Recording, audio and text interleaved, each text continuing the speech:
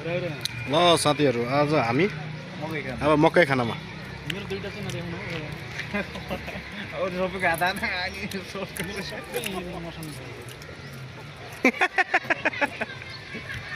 के भन्नु भयो दुईवटा मसँग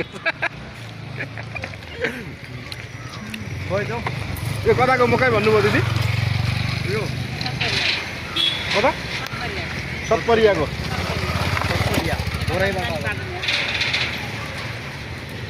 त्यो आज सतपरियाको मकै पनि खाइयो आज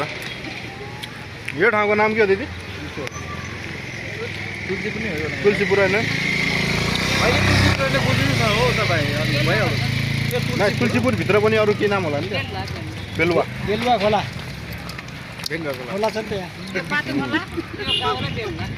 बेलुवा खोला यस बेलुवा खोलामा आएर चाहिँ आज खोला हो नि मकै चाहिँ खाइयो